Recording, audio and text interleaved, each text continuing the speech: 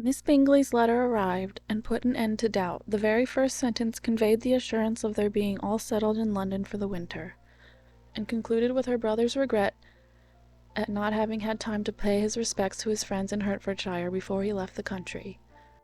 Hope was over, entirely over, and when Jane could attend to the rest of the letter she found little except the professed affection of the writer that could give her any comfort. Miss Darcy's praise occupied the chief of it. Her many attractions were again dwelt on, and Caroline boasted joyfully of their increasing intimacy, and ventured to predict the accomplishment of the wishes which had been unfolded in her former letter. She wrote also with great pleasure of her brother's being an inmate of Mr. Darcy's house, and mentioned with raptures some plans of the latter with regard to new furniture. Elizabeth, to whom Jane very soon communicated the chief of all this, heard it in silent indignation. Her heart was divided between concern for her sister and resentment against all others. To Caroline's assertion of her brother's being partial to Miss Darcy, she paid no credit. That he was really fond of Jane, she doubted no more than she had ever done. And much as she had always been disposed to like him, she could not think without anger, hardly without contempt, on that easiness of temper, that want of proper resolution, which now made him the slave of his designing friends, and led him to sacrifice of his own happiness to the caprice of their inclination. Had his own happiness, however, been the only sacrifice, he might have been allowed to sport with it in whatever manner he thought best, but her sister's was involved in it, and she thought he must be sensible himself. It was a subject, in short, on which reflection would be long indulged, and must be unavailing. She could think of nothing else, and yet whether Bingley's regard had really died away, or were suppressed by his friend's interference, whether he had been aware of Jane's attachment, or whether it had escaped his observation, whatever were the case, though her opinion of him must be materially affected by the difference, her sister's situation remained the same, her peace equally wounded. A day or two had passed before Jane had courage to speak of her feelings to Elizabeth, but at last, on Mrs. Bennet's leaving them together, after a longer irritation than usual about Netherfield and its master, she could not help saying, "Oh, that my dear mother had more command over herself! She can have no idea of the pain she gives me by her continual reflections on him. But I will not repine. It cannot last long. He will be forgot, and we shall all be as we were before." Elizabeth looked at her sister with incredulous solicitude, but said nothing. "You doubt me?" cried Jane, slightly colouring. "Indeed, you have no reason.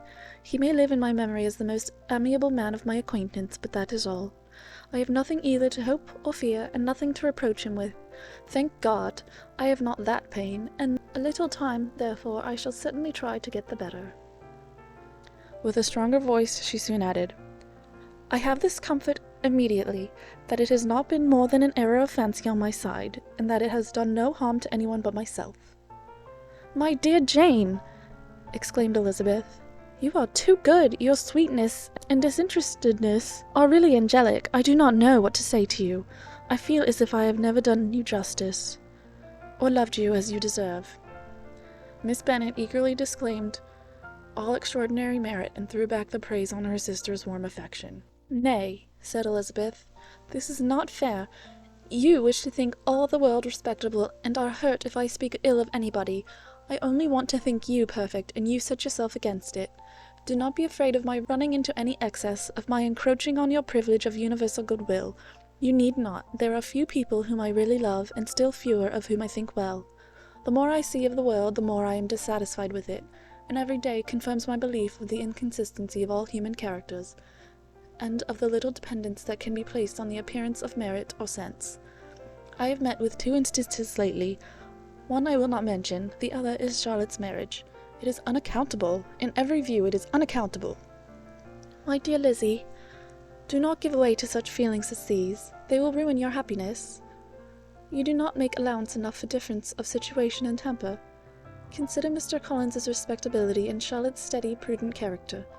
Remember that she is one of a large family, that as to fortune it is a most eligible match, and be ready to believe, for everybody's sake, that she may feel something like regard and esteem for our cousin. To oblige you, I would try to believe almost anything, but no one else could be benefited by such a belief as this. For were I persuaded that Charlotte had any regard for him, I should only think worse of her understanding than I now do of her heart. My dear Jane, Mr. Collins is a conceited, pompous, narrow-minded, silly man. You know he is, as well as I do, and you must feel, as well as I do, that the woman who married him cannot have a proper way of thinking. You shall not defend her, though it is Charlotte Lucas. You shall not, for the sake of one individual, change the meaning of principle and integrity, nor endeavour to persuade yourself or me that selfishness is prudence, and insensibility of danger security for happiness. I must think your language too strong in speaking of both, replied Jane, and I hope you will be convinced of it by seeing them happy together. But enough of this. You alluded to something else. You mentioned 2 instances. I cannot misunderstand you, but I entreat you, dear Lizzie, not to pain me by thinking that person to blame, and saying your opinion of him is sunk. We must not be so ready to fancy ourselves intentionally injured. We must not expect a lively young man to be always so guarded and circumspect. It is very often nothing but our own vanity that deceives us. Women fancy admiration means more than it does, and men take care that they should. If it is designedly done, they cannot be justified, but I have no idea of there being so much design in the world as some persons imagine. I am far from attributing any part of Mr. Bingley's conduct to design, said Elizabeth, but without scheming to do wrong or to make others unhappy, there may be error, and there may be misery. Thoughtlessness, want of attention to other people's feelings, and want of resolution will do the business. And do you impute it to either of those? Yes, to the last. But if I go on, I shall displease you by saying what I think of persons you esteem. Stop me whilst you can. You persist, then, in supporting his sister's influence him? Yes, in conjunction with his friend. I cannot believe it. Why should they try to influence him? They can only wish his happiness, and if he is attached to me, no other woman can secure it. Your first position is false. They may wish many things besides his happiness. They may wish his increase of wealth and consequence. They may wish him to marry a girl who has all the importance of money, great connections, and pride. Beyond a doubt they do wish him to choose Miss Darcy, replied Jane, but this may be from better feelings than you are supposing. They have known her much longer than they have known me. No wonder if they love her better. But whatever may be their own wishes, it is very unlikely they should have opposed their brothers. What sister would think herself at liberty to do it, unless there were something very objectionable? If they believed him attached to me, they would not try to part us. If he was so, they could not succeed. By supposing such an affection, you make everybody acting unnaturally and wrong, and me most unhappy. Do not distress me by the idea. I am not ashamed of having been mistaken, or at least it is light. It is nothing in comparison of what I should feel in thinking ill of him or his sisters. Let me take it in the best light, in the light in which it may be understood. Elizabeth could not oppose such a wish, and from this time Miss Bingley's name was scarcely ever mentioned between them. Mrs. Bennet still continued to wonder and repine at his returning no more, and though a day seldom passed in which Elizabeth did not account for it clearly, there was little chance of her ever considering it with less perplexity. Her daughter endeavoured to convince her of what she did not believe herself, that his attractions to Jane had been merely the effect of a common and transient liking, which ceased when he saw her no more, but though the probability of this statement was admitted at the time, she had the same story to repeat every day. Mrs. Bennet's best comfort was that Mr. Bingley must be down again in the summer. Mr. Bennet treated the matter differently. "So, Lizzie," said he one day, "your sister is crossed in love, I find. I congratulate her. Next to being married, a girl likes to be crossed a little in love now and then. It is something to think of, and it gives her a sort of distinction among her companions. When is your turn to come? You will hardly bear to be long outdone by Jane. Now is your time. Here are officers enough in Meryton to disappoint all the young ladies in the country. Let Wickham be your man. He is a pleasant fellow, and would jilt you creditably." "Thank you, sir, but a less agreeable man would satisfy me. We must not all expect Jane's good fortune." "True," said Mr. Bennet, "but it is a comfort to think that whatever of that kind may befall you, you have an affectionate mother who will make the most of it." Mr. Wickham's society was of material service in dispelling the gloom which the late perverse occurrences had thrown on many of the Longbourn family. They saw him often, and to his other recommendations was now added that of general unreserve. The whole of what Elizabeth had already heard, his claims on Mr. Darcy, and all that he had suffered from him, was now openly acknowledged and publicly canvassed, and everybody was pleased to know how much they had always disliked Mr. Darcy before they had known anything of the matter. Miss Bennet was the only creature who could suppose there might be any extenuating circumstances in the case. Unknown to the society of Hertfordshire, her mild and steady candour always pleaded for allowances and urged the possibility of mistakes, but by everybody else Mr. Darcy was condemned as the worst of men. After a week spent in professions of love and schemes of felicity, Mr. Collins was called from his amiable Charlotte by the arrival of Saturday. The pain of separation, however, might be alleviated on his side by preparations for the reception of his bride, as he had reason to hope that shortly after his return into Hertfordshire the day would be fixed that was to make him the happiest of men. He took leave of his relations at Longbourn with as much solemnity as before, wished his fair cousin's health and happiness again, and promised their father another letter of thanks. On the following Monday, Mrs. Bennet had the pleasure of receiving her brother and his wife, who came as usual to spend the Christmas at Longbourn. Mr. Gardiner was a sensible, gentlemanlike man, greatly superior to his sister, as well by nature as education. The Netherfield ladies would have had difficulty in believing that a man who lived by trade and within view of his own warehouses could have been so well bred and agreeable. Mrs. Gardiner, who was several years younger than Mrs. Bennet and Mrs. Phillips, was an amiable, intelligent, elegant woman, and a great favourite with all of her Longbourn nieces. Between the two eldest, and herself especially, there subsisted a particular regard. They had frequently been staying with her in town. The first part of Mrs. Gardiner's business on her arrival was to distribute her presents and describe the newest fashions. When this was done, she had a less active part to play. It became her turn to listen. Mrs. Bennet had many grievances to relate and much to complain of. They had all been very ill-used since she last saw her sister. 2 of her girls had been upon the point of marriage, and after all there was nothing in it. "I do not blame Jane," she continued, "for Jane would have got Mr. Bingley if she could, but Lizzie! Oh, sister, it is very hard to think that she might have been Mr. Collins's wife by this time, had it not been for her own perverseness.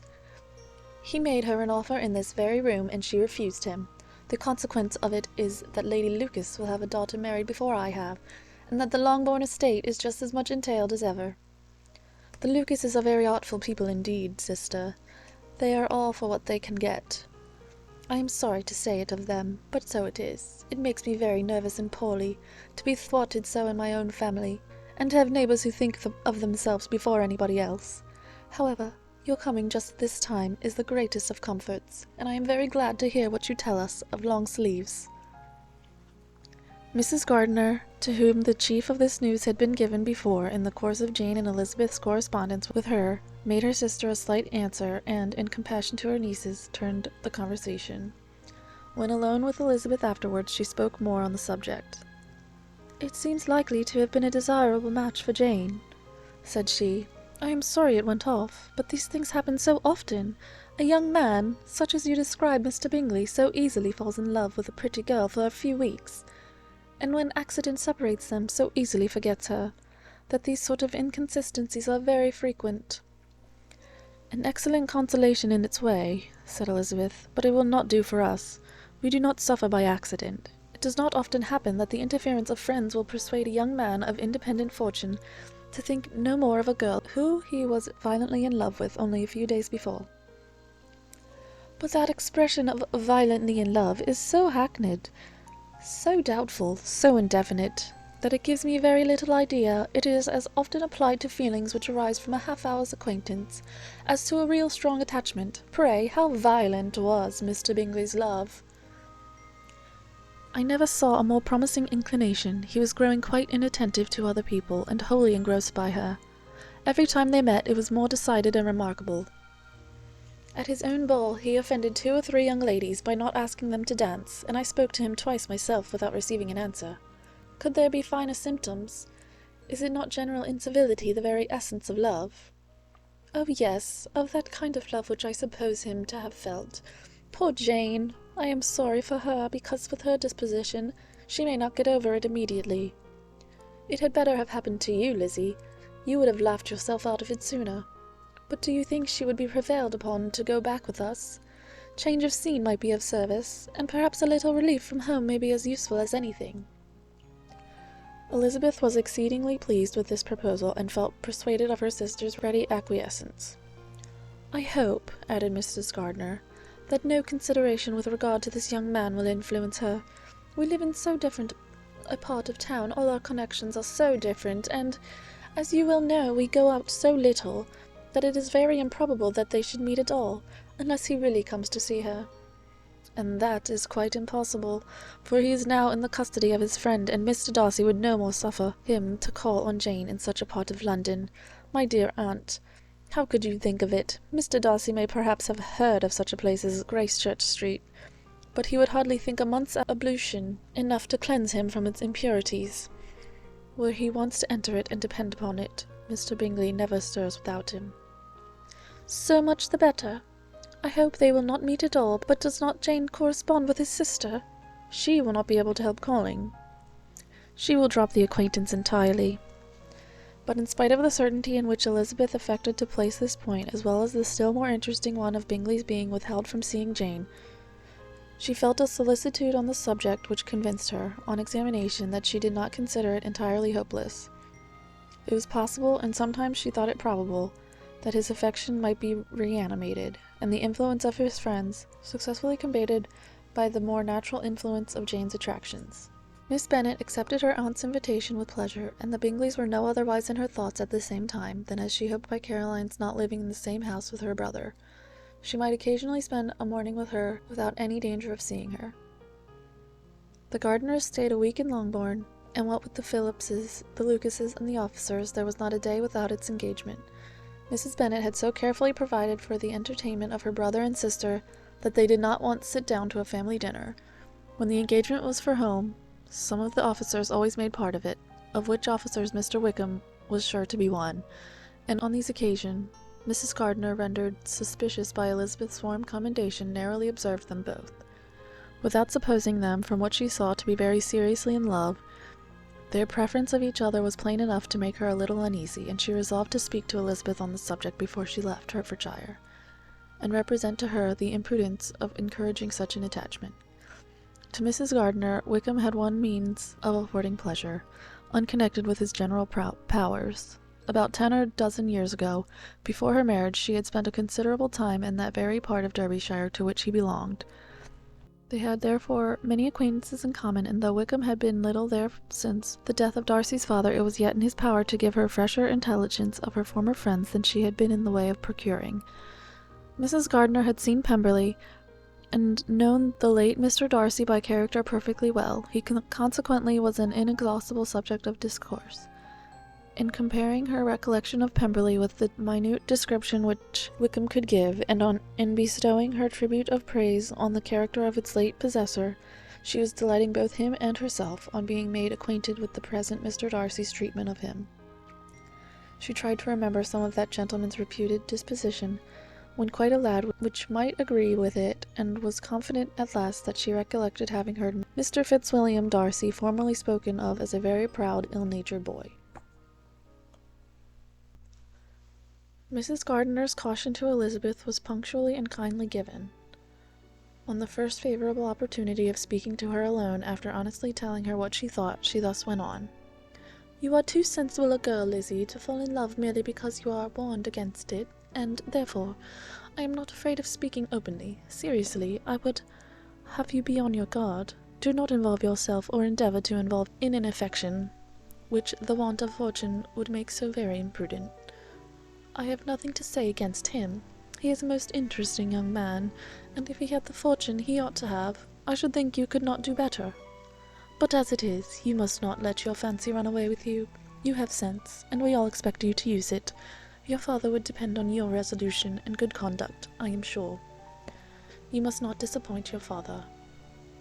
"My dear aunt, this is being serious indeed."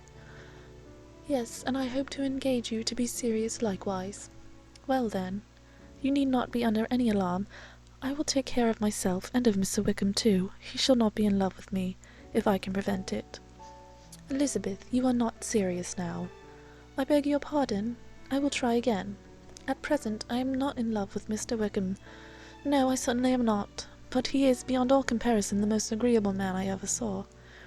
And if he becomes really attached to me, I believe it will be better that he should not. I see the imprudence of it. Oh, that abominable Mr. Darcy! My father's opinion of me does me the greatest honour, and I should be miserable to forfeit it. My father, however, is partial to Mr. Wickham. In short, my dear aunt, I should be very sorry to be the means of making any of you unhappy, but since we see every day that where there is affection young people are seldom withheld, by immediate want of fortune, from entering into engagements with each other, how can I promise to be wiser than so many of my fellow creatures if I am tempted? Or how am I even to know that it would be wisdom to resist? All that I can promise you, therefore, is not to be in a hurry. I will not be in a hurry to believe myself his first object. When I am in company with him, I will not be wishing. In short, I will do my best. Perhaps it will be as well if you discourage his coming here so often. At least you should not remind your mother of inviting him, as I did the other day, said Elizabeth with a conscious smile. Very true. It will be wise in me to refrain from that. But do not imagine that he is always here so often. It is on your account that he has been so frequently invited this week. You know my mother's ideas as to the necessity of constant company for her friends, but really, and upon my honour, I will try to do what I think to be the wisest, and now I hope you are satisfied. Her aunt assured her that she was, and Elizabeth, having thanked her for the kindness of her hints, they parted, a wonderful instance of advice being given on such a point without being resented. Mr. Collins returned into Hertfordshire soon after it had been quitted by the Gardiners and Jane, but as he took up his abode with the Lucases, his arrival was no great inconvenience to Mrs. Bennet. His marriage was now fast approaching, and she was at length so far resigned as to think it inevitable, and even repeatedly to say, in an ill-natured tone, that she wished they might be happy. Thursday was to be the wedding day, and on Wednesday Miss Lucas paid her farewell visit, and when she rose to take leave, Elizabeth, ashamed of her mother's ungracious and reluctant good wishes, and sincerely affected herself, accompanied her out of the room. As they went downstairs together, Charlotte said, "I shall depend on hearing from you very often, Eliza." "That you certainly shall. And I have another favour to ask you. Will you come and see me? We shall often meet, I hope, in Hertfordshire. I am not likely to leave Kent for some time. Promise me, therefore, to come to Hunsford." Elizabeth could not refuse, though she foresaw little pleasure in the visit. "My father and Maria are coming to me in March," added Charlotte, "and I hope you will consent to be of the party. Indeed, Eliza, you will be as welcome as either of them." The wedding took place, the bride and bridegroom set off for Kent from the church door, and everybody had as much to say or to hear on the subject as usual. Elizabeth soon heard from her friend, and their correspondence was as regular and frequent as it had ever been. That it should be equally unreserved was impossible. Elizabeth could never address her without feeling that all the comfort of intimacy was over, and though determined not to slacken as a correspondent, it was for the sake of what had been, rather than what was. Charlotte's first letters were received with a good deal of eagerness. There could not but be curiosity to know how she would speak of her new home, how she would like Lady Catherine, and how happy she would dare pronounce herself to be. Though, when the letters were read, Elizabeth felt that Charlotte expressed herself on every point exactly as she might have foreseen. She wrote cheerfully, seemed surrounded with comforts, and mentioned nothing which she could not praise. The house, furniture, neighbourhood, and roads were all to her taste, and Lady Catherine's behaviour was most friendly and obliging. It was Mr. Collins's picture of Hunsford and Rosings rationally softened, and Elizabeth perceived that she must wait for her own visit there to know the rest. Jane had already written a few lines to her sister to announce their safe arrival in London, and when she wrote again, Elizabeth hoped it would be in her power to say something of the Bingleys. Her impatience for this second letter was as well rewarded as impatience generally is. Jane had been a week in town without either seeing or hearing from Caroline. She accounted for it, however, by supposing that her last letter to her friend from Longbourn had by some accident been lost. "My aunt," she continued, "is going tomorrow into that part of the town, and I shall take the opportunity of calling in Grosvenor Street." She wrote again when the visit was paid, and she had seen Miss Bingley. "I did not think Caroline in spirits," were her words, "but she was very glad to see me, and reproached me for giving her no notice of my coming to London. I was right, therefore, that my last letter had never reached her. I inquired after their brother, of course. He was well, but so much engaged with Mr. Darcy that they scarcely ever saw him.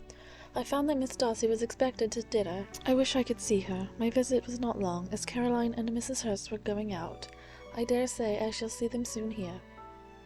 Elizabeth shook her head over this letter. It convinced her that accident only could discover to Mr. Bingley her sister's being in town. 4 weeks passed away, and Jane saw nothing of him. She endeavoured to persuade herself that she did not regret it, but she could no longer be blind to Miss Bingley's inattention. After waiting at home every morning for a fortnight, and inventing every evening a fresh excuse for her, the visitor did at last appear.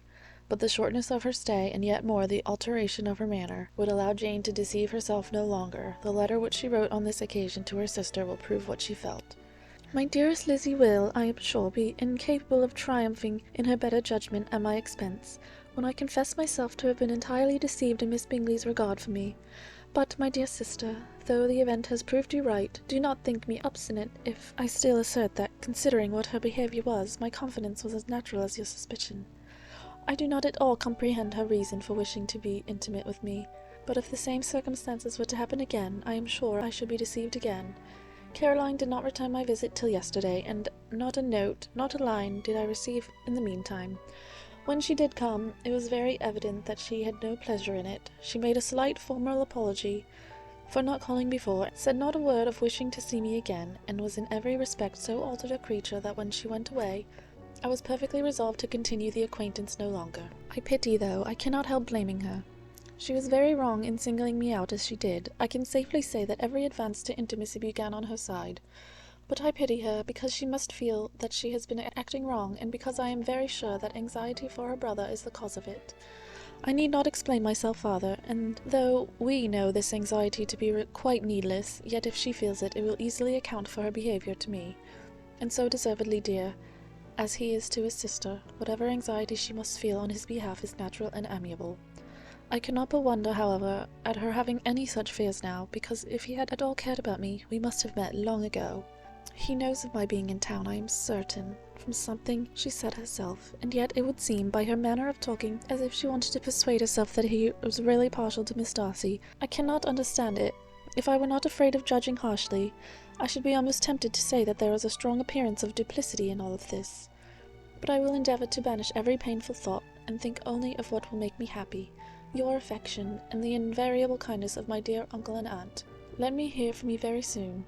Miss Bingley said something of his never returning to Netherfield again, of giving up the house, but not with any certainty. We had better not mention it. I am extremely glad that you have such pleasant accounts from our friends at Hunsford. Pray go to see them, with Sir William and Maria.